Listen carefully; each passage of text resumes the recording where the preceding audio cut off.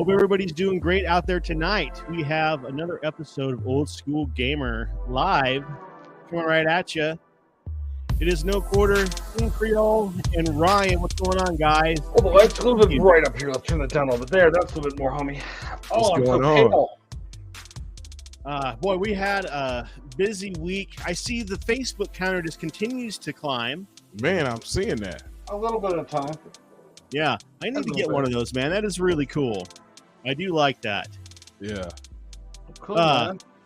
Well, guys, let's get right on into it.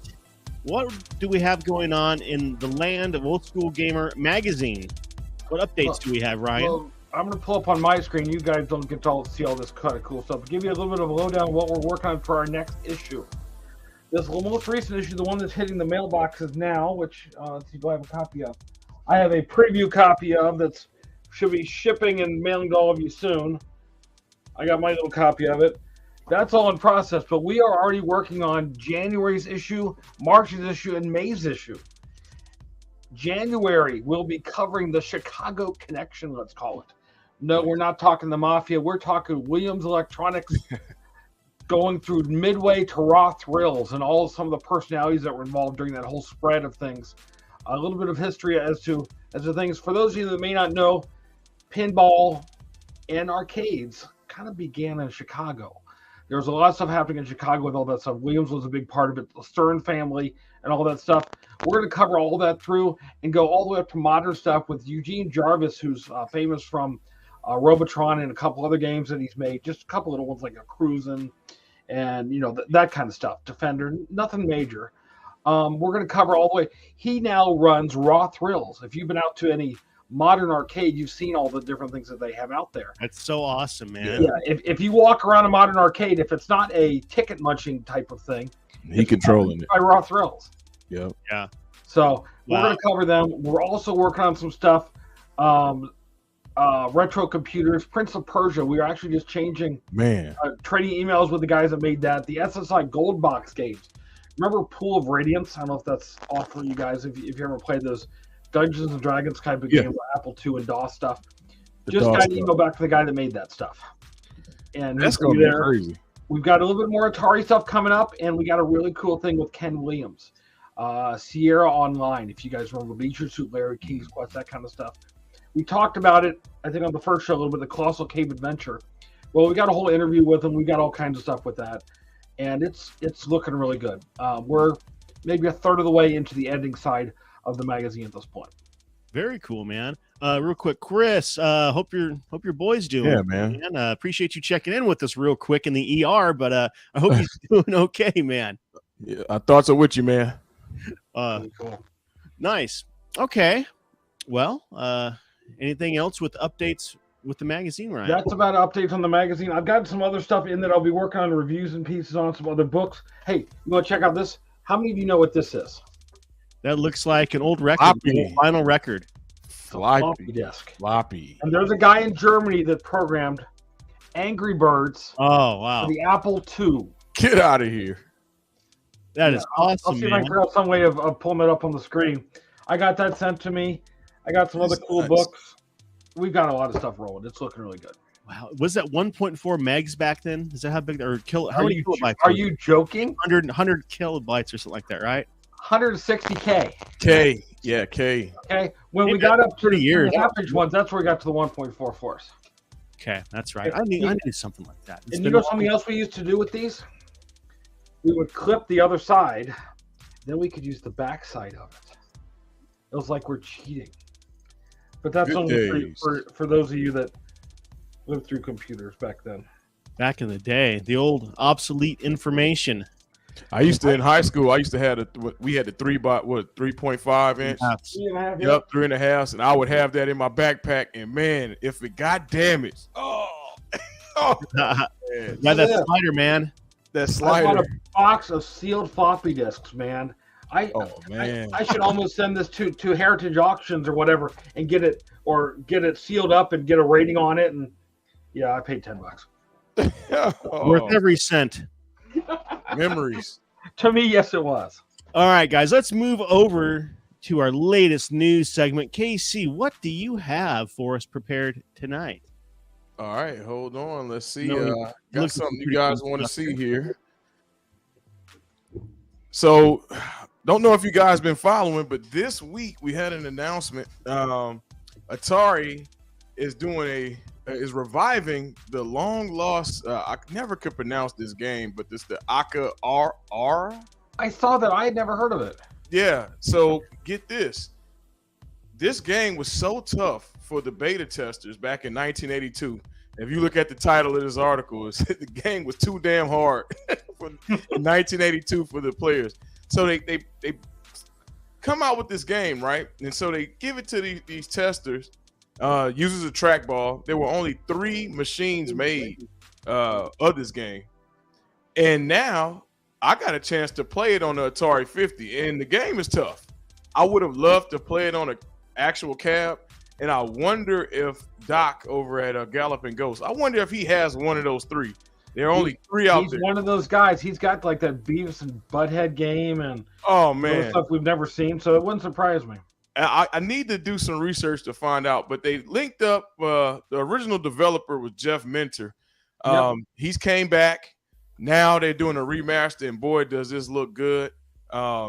It's all kind of psychedelic colors and vector graphics. And I know last week we talked about a lot of these old games coming back.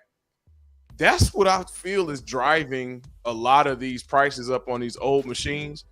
Also this week, news came out about homebrew taking off. Homebrew of these old games. So there's people that are porting the Ninja Turtles game that was on NES. Well, they're porting it to go onto a Sega Master System. So the homebrew market is up.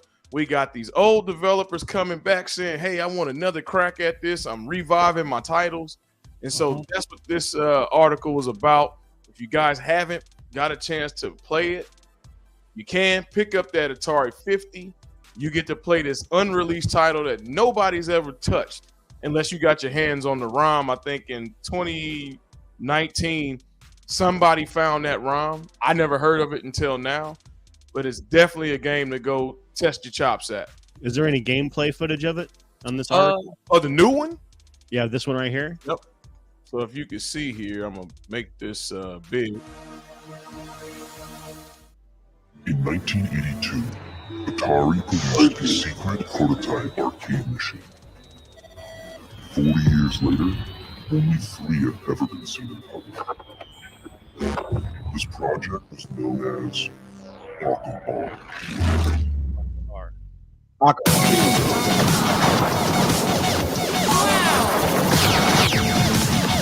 Secret boy. Green.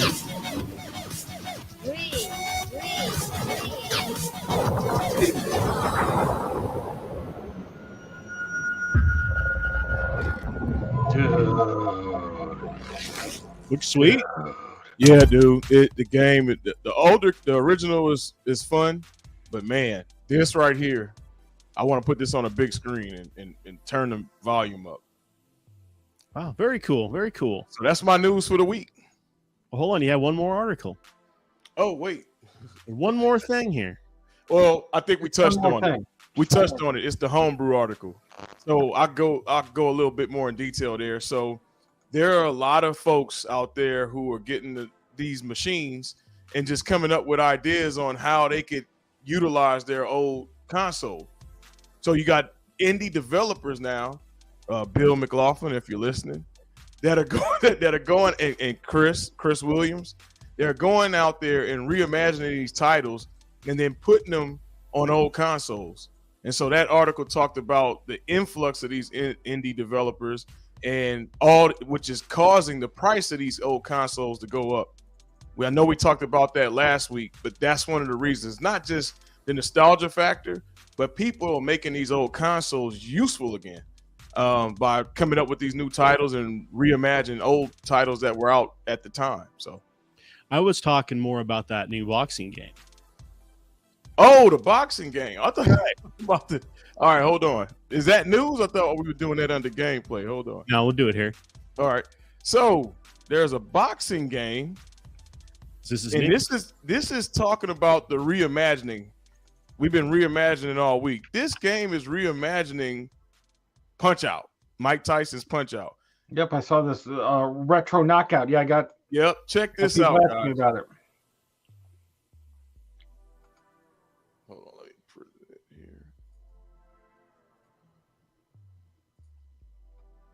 here. All right.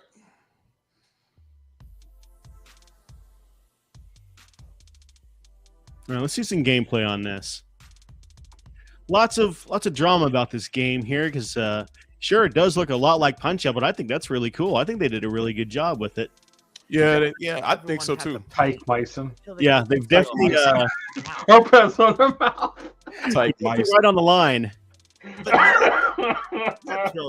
Yeah, they're throwing that line, man. But I tell you, it's a reimagination, and I'm loving how folks are coming back with this stuff. Oh yeah, me too, man. Oh wow, hold on. There we go.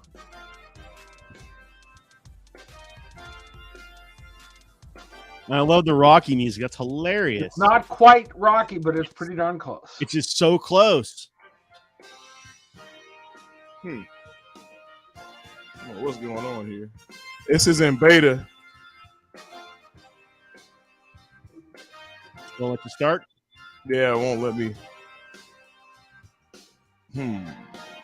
Well, let's just tell people where they can find out more about Yeah. So if you go on Steam, you type in Retro Knockout. They have a Discord as well, and you can get a download key. Let me pull that up there since this ain't working.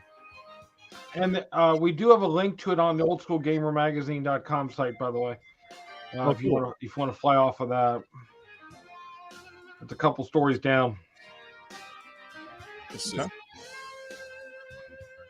All right, well, very cool. We will move on then. We will move straight to our Friends of Old School Gamer, where we will bring on our guest this week. We're excited to have Glenn with us. Let's get him on the show. Glenn, what is up, man? Good to see you. Hey guys, thanks for having me on. Love it. Thank you. Come on, guys. Last time I saw Glenn, I was hanging out at No Quarter at John's party place. And remember, they dialed this guy in. And I think I'd trade a couple of emails since then with him. But then the first conversation I'm having with this guy, he's got something cool coming through. So tell us a little bit about yourself and where you kind of came from and everything. Then let's get on to some of the cool things you built. Well, I've been into gaming since, the original Magnavox Odyssey, 1972 Odyssey. So that was how I got my hook into gaming. My uncle had that. Then there was Pong, Atari, and all the old consoles. But I'm an old school gamer, which is great for Old School Gamer magazine because that's my thing. I'm not too much into the newest, like was it the PS64 and the Microsoft 55. I don't know about those things. I'm an old school gamer. Okay, so my cutoff is really like the PS2 and prior. But I'm a big advocate for playing the games right. The right kind of controls. You can't play like Breakout with a joystick. You can't play Star Wars with just a regular, joystick. So that's my big beef. So when Arcade 1-Up was coming out way back in 2018, they had a couple of machines come out. One of them was an Asteroids machine, right? And it had Tempest on it. And who doesn't love Tempest, right? So they had a spinner on there, and it was the most horrible thing they could have released on the community. It was basically a TV dial, right? Yeah. So I partnered with a very large arcade manufacturer. Actually, it's a large manufacturer in China. And we partnered together and we came up with a spinner. And that's kind of where everything started with the GRS Hall Effect spinner. And from there on, we created trackballs. We created the Tron stick. Now we have push-pull spinners. But now we moved really on up because my ultimate goal is to give people really good home arcade gaming. And you got one there too, Ryan. So this is just released a few weeks ago. It's actually being sold now for $99. It's our Build-A-Cade. And this does currently run with the Raspberry Pi. It can work with the Raspberry Pi A, which is like a 0, but with the 40-pin header. A 2, a 3, a B, and a 4. Nice. And the whole point of this is you can kind of customize. Now, I'm not great with artwork, so I'm getting a style. And we released all the art sizes, so you can make arcade machines you wouldn't have had before. This is just a black and white quick test print on it. But the big thing about it is not just to play games on it, but you want to do it the right way. So we have these little little Hall effect spinners. It's the same spinner I put on for the arcade 1-up. It's a Hall effect spinner. It's smooth. There's no clicks in it. And of course, we have a little trackball, so you can play games like Missile Command and Centipede. And then you want to play a Robotron or Crazy Climber, you need dual joysticks. So when you sell a product, you want to sell it not just to sell the product, right? A lot of companies sell products to just make the money. All right. I'm here to make sure the end user's experience is what it should be. What we remember going into the arcades back in the day and going to an arcade machine with an instant control panel and reliving that. Now, the Build-A-Cade is a couple of different things here. One, it's a little console. You could play on the machine, or you can hook up to a TV set and use it as a console, like an Xbox 55 or PS16, whatever these kids are playing today. But you can see you do build it yourself. And we are actually officially STEM certified. I'm sure Ryan knows a little bit about STEM. That's very so smart. we were STEM certified right literally the day before we actually started shipping the product. We got STEM certified. So the product is for also educational purposes. And there's a logo right there. So institutions can teach engineering, programming, gaming. And that's my passion. My passion is not to make $1 million, because you can see my basement here. It's not a $1 million basement. But the passion is to make sure that not only you guys, because you guys remember playing it in the arcades, but the younger generation, they're picking up like an Atari Flashback or picking up, a game that would really require a paddle or something else. And they're like, this game sucks, because they don't know the real experience of playing those games with the right parts. In fact, Arkanoid just released their new game recently, and we manufactured a paddle for them. It was I've seen some YouTube videos with the new Arkanoid battle game. That's our product that they're using for that video. Nice. So we're trying to get permission from them to actually release it as a full-blown product versus a proprietary product they were giving out to YouTube creators. And I think we have a good chance of getting that. And then we'll release that for people playing Arkanoid for PC, PS16s, and I'm joking about that, but I'm more of the old school gamer guy. I'm not taking away from the new machines, but what bothers me about new machines, and I'll shut up because I'm Italian, I talk a lot. Downloadable DLC, downloadable content actually bothers me, because when they shut those servers down, how do you get your games? I mean, people have experienced it recently with with Nintendo, shutting down a couple of their shops, and people are trying to race to get their games on the machines. But if something happens, not gonna be able to get the games back. I'm always an advocate for physical media. You don't own the game, really. You're borrowing it. You don't. And you're rental game. Right. I have always had a problem with that. I want to have a physical copy, because if the machines are offline, if servers go offline, I want to still be able to play the game. Now, I know today's generation is a little bit different. They buy the game, they'll trade it in, they trade the disc in, they don't care. But for collectors, that's a problem. And that's why I'm trying to really advocate for like this Build-A-Cade and keep these old games alive. Because remember, there's thousands of games out there. Not every one's could be a Street Fighter or Mortal Kombat that people just love. We need to preserve the ones that are not as big, because that's still part of our heritage, part of the gaming heritage. And that's really where my passion lies. So Glenn, is there and as I'm watching this and I'm seeing the STEM tag, my daughters are in Girl Scouts, and I see this as a pretty dope project for them. Is there some sort of package or like you have a kit to where you could purchase everything needed to build, or is it just this? Well, we're actually, everything comes in the kit. Every single thing you need, memory card, screen, everything. The only thing that's not included is the SBC, the single board computer, which is a Raspberry Pi. However, me being me, I am partnering with a few people to make our own SBC that we can include in the kit. We're trying to keep the SBC around the same price as like a Pi 3, like around $30. And then at that point, because like for educational institutions, they have to resource their own Pi at this point, which may not be the most ideal thing. But we want to make sure it runs Linux, it can run Batacera, it can run RetroPie, and it can accept people programming on it and building their own games. That's the big thing about this. It's a computer. So yeah, you can play games that are pre-done, but you want institutions to be able to have people go to program games. You can now test it on here. You have HDMI out, so you can put it on a big screen TV. It's got Bluetooth for controllers, or R controllers, or plug in anything. But that's the ultimate goal. This is everything I've been doing is in phases, and I have a lot of great partners out there. I'm partnering with Sinden. I'm working with Sinden. I'm working with a lot of other companies, like even Joe Sabo for graphics. It's not about one person. It's real about building something that'll last. Because I really want people when I drop dead and I'm 6 feet under, I want people to still have a spinner to play these old games, because that's really what it's ultimately about. And that's why you all are here as well. I know Ryan with his magazine. There's something about a physical magazine. They have a lot of online magazines, but it's not the same. I mean, I know Old School Gamer is available online, which is great, and they have a free version, which is awesome. You get people like their teeth wet. But there's nothing about going into your mailbox and seeing a magazine in there and flipping through the pages. And that's an experience. I agree. One of the ways I'd compare it is, yes, I have every Atari game that ever came out for the 2600 on a little thing there. Yet I still have 400 some cartridges. I'm still trying to collect the other ones. I'm enjoying it immensely. No Quarter Casey, about this, by the way, I was able to build it. Okay, I haven't finished. I've got to download the SD card because I lost the micro SD card, which Glenn supplied me. But yes, I was able to build this. I'm going to get custom graphics made. And from what I can tell, I think I did it right. So your daughter, Nice. if I can handle it, I think I know. So we should be good. I know No Quarter skills. I'm not sure about your skills, but I don't think Quarter's going to have any trouble with it.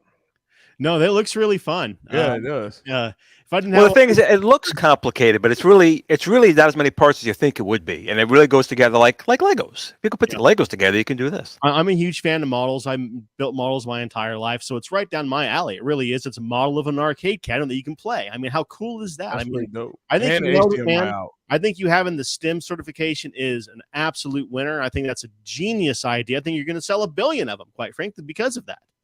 And actually, if it wasn't for my girlfriend, we were actually with Ryan, Old School Gamer Magazine. We were at the Long Island Gaming Expo that was down there.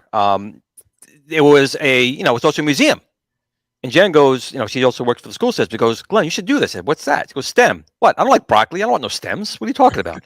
She goes, no. It's educational. It's like science, technology, mathematics. I'm like, oh, okay. So we applied for it, and what got me more shocked was how excited they were about this thing. Like they were like, oh my God, this is amazing. And we sent them a couple of samples and they were like, you're in. Gotta have it. I'm like, really? Well, So you that gotta see was the other stuff that they have. yeah, That's why. exactly. Holy crap, the kids are going to absolutely love this. So yeah, I think you got a home run on that one, man. And the other good thing real quick about this is it's not what you buy the product and that's it. Like we're going to be giving more things for it, enhancements, controllers. We've already updated the software a number of times. When we released it, the HDMI out was not working on a Pi 4. And if Ryan has the box, it said right in the box, for HDMI out, you want a Pi 3. But we're working tirelessly and we got it working now. So we didn't advertise something we didn't have until we have it. And that's the key. We're not just going to be selling this and walking away. We want this to be a community and architecture that moves forward. Brooklyn asks, is it easy to add the Raspberry Pi after it's built?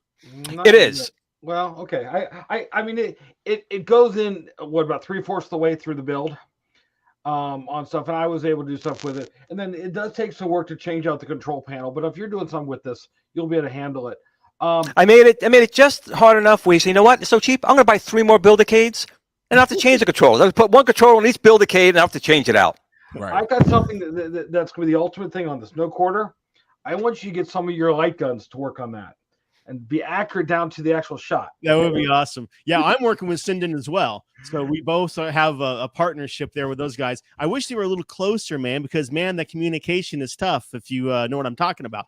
I do. And actually, it's funny you say that, Ryan, because a friend of mine, Keo Daikin, actually has a Raspberry Pi build because Sinden did release his software for Android.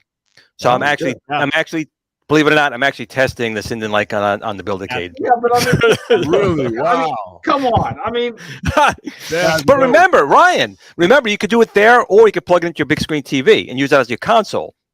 that's Nice. true. Okay, because otherwise, I'm There you saying, go. I mean, is this sort of like pointing at the light? Like we used to do with the light guns back in the day on my Odyssey.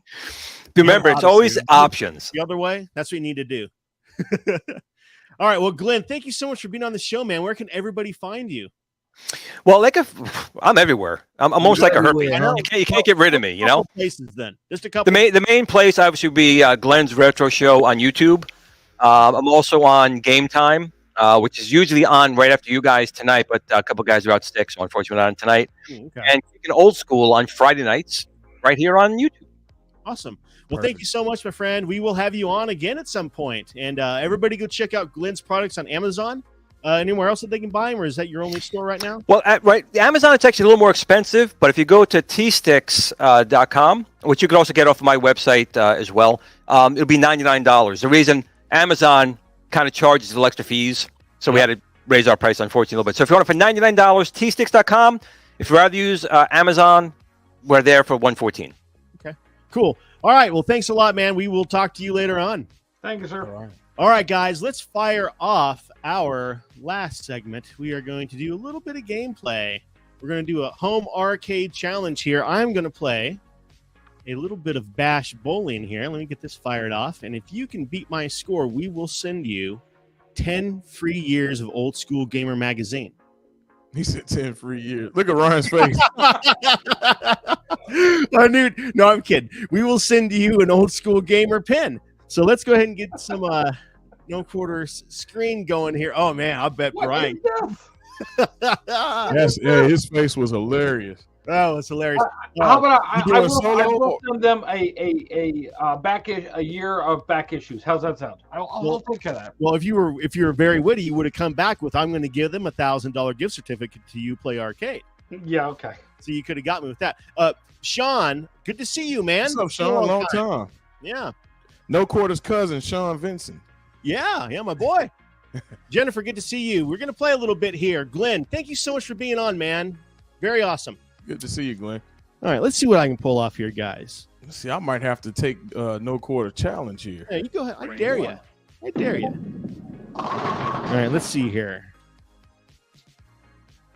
And this game, I love it because we're calling it the late throw or the late hook. After you throw the ball, you're actually able to adjust it just a tiny bit. Looks like my competitor already launched. Somebody launched a rocket. I think I screwed up. No, I might be able to. Oh, what? Oh, you gonna make it easy? No quarter. Oh, here we go. I need to fire off some bones. Frame 2. Let's see what I can pull off. Some sort of miracle here. Ah.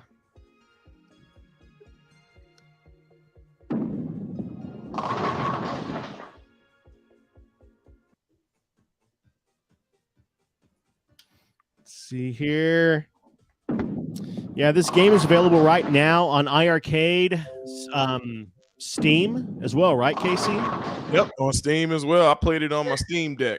Where else is this available? Or is that it? That's it for right now. Okay.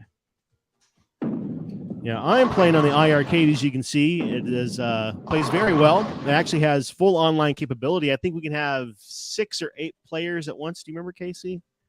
6 to 8 max. 8 max. Wow. Yep. And you could like a battle royale style 8 max. Oh yeah, we have a blast with this game. Right now, I'm playing the simple arcade mode. It's the 1-player mode. It has probably 12 characters you can beat, and they progressively get more and more difficult. I'm just not very good. It's been a long time since I played it. When I originally played this game, it was a lot easier to play. I was hitting 300s every other time. Not anymore. Yeah, not anymore. They have increased the difficulty tremendously, as you can see. Yeah, I rarely see perfect. I haven't seen anybody do a perfect game yet. I don't think I have. I don't think I've. Yeah, I think I'm with you. No quote. I think you got a block. It's hot girls for you. There you go. I happened to see that. I was like, okay. Brooklyn is loving the fact that you could do the late hook. Yeah, that late hook changes everything. It really does. There's no other bowling game that gives you that. All right, I'm going to try to even up the score a little bit. I'm going to fire my rocket here. This is your free strike. You get one every round. Everybody gets one.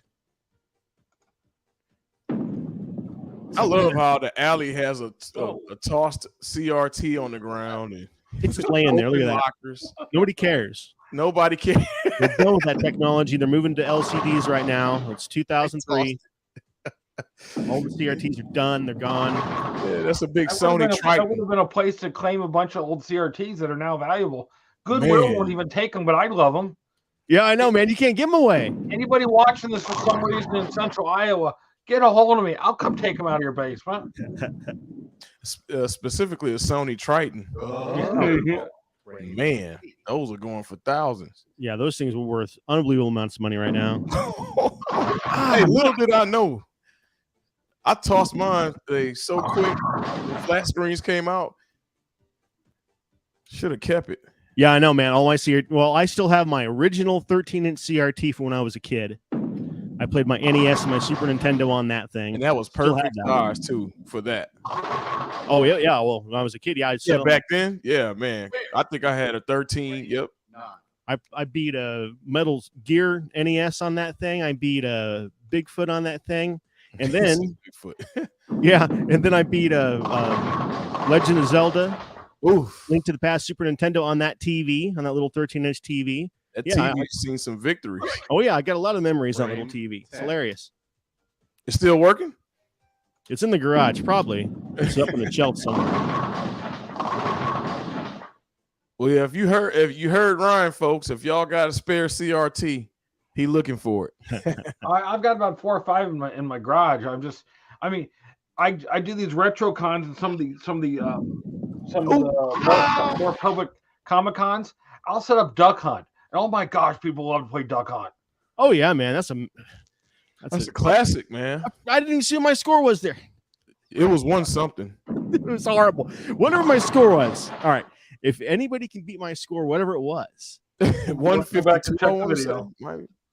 scroll it back and tell me what it was. And if you can beat that, I will send you one of our pins, guys. Oh man. It's one of those games that the score just flashes by on you. You got to be quick. All right. Well, guys, another episode of Old School Gamer Live coming at you. And I appreciate everybody hanging out and watching us. We definitely appreciate Glenn hanging out with us tonight. Yeah, that was great. Absolutely. Ryan, do you have anything left to tell anybody for this? No, but I got a tease of what we're going to wrap this up with. I'm kind of excited about it. Let's do it. Go ahead. You just want me to? All right. Oh, he's waiting on you. Yeah. I got a new segment I came up with, guys. We are going to kind of our old favorite Saturday TV shows. So we used to watch our video game centric shows. I found a little clip. We're going to play this, playing us off. Thank you, everybody. We will see you next week, Peace. Thursday, 7 p.m. Central Time. Come in.